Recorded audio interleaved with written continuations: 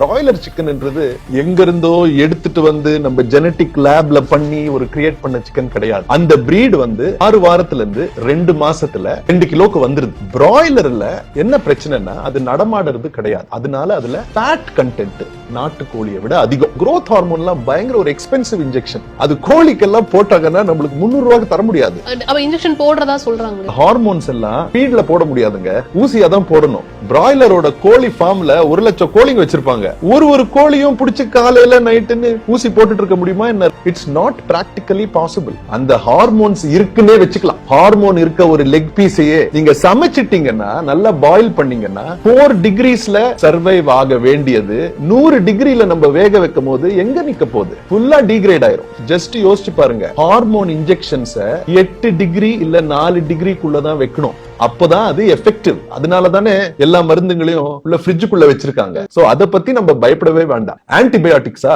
நம்ம போடுறதை விடங்க, நம்ம தொண்டை வலினா இருக்க ஆன்டிபயோட்டிக்ஸ் எல்லாமே எடுத்துக்கிறோம், வயிற்று வலினா எடுத்துக்கிறோம், உடம்பு வலினா எடுத்துக்கிறோம், எல்லாத்துக்குமே எடுத்துக்கிறோம். அந்த கோழிங்களுக்கு அவ்வளவு எல்லாம் தரது இல்லைங்க, கொடுக்க முடியாது. It is expensive. Antibiotics are expensive. No, 300 ரூபாய் கோழிக்கு எப்படி அவங்க அவ்வளவு ஆன்டிபயோட்டிக்ஸ் போட முடியும்? போட முடியாது. அவங்களே கம்மியா தான் போடுவாங்க. ஏன்னா அவங்க காஸ்ட் இன்க்ரீஸ் ஆகும் இல்ல.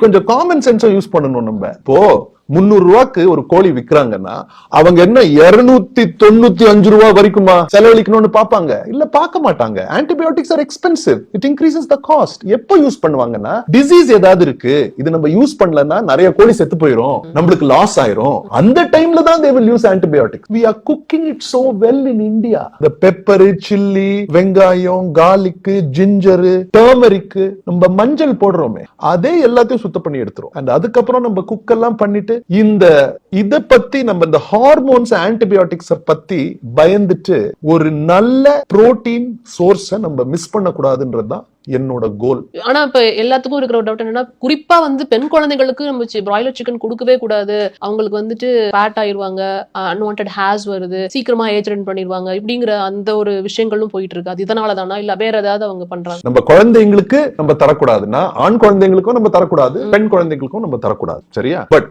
இங்க நம்ம கொஞ்சம் காமன் சென்ஸ் யூஸ் பண்ணுவோமே. ஒரு வாரத்துல 4 பீஸ் பிராய்லர் சிக்கன் சாப்பிடுறதுனால ஹார்மோன்ஸ் அப்படி இன்க்ரீஸ் ஆகி இந்த பிரச்சனை எல்லாம் வருமானு ஃபர்ஸ்ட் யோசிக்கணும். நம்ம அது யோசிச்சாச்சா?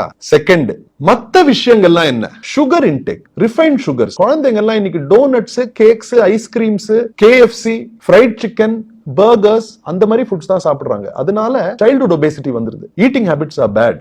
ஸ்கிரீன் டைம், போனை பார்த்துட்டே ஏதாவது சாப்பிட்டுட்டு இருக்காங்க. சோ அவங்களோட மென்டல் ஹெல்த், பசி கண்ட்ரோல் ஆற தன்மை வளர்றதே இல்ல. ஏன்னா சின்ன வயசுல இருந்தே ஃபுல்லா ப்ரோசஸ்ட் ஃபுட்ஸே எடுத்துட்டு ஹங்கர் கண்ட்ரோல் சென்டர் ரொம்ப கன்ஃபியூஸ்டா இருக்கு. சாப்பிட்டுட்டே இருக்காங்க எப்ப பார்த்தாலும். இந்த மாதிரி ஃபேட் கண்டென்ட் உடம்புல சின்ன வயசுலயே இன்க்ரீஸ் ஆச்சுன்னா ஈஸ்ட்ரோஜன் இன்னும் ஒரு ஹார்மோன் இன்க்ரீஸ் ஆகும். அதனால ஏர்லி பியூபர்ட்டி வரலாம், இல்ல வேற சேஞ்சஸ் வரலாம். சரியா?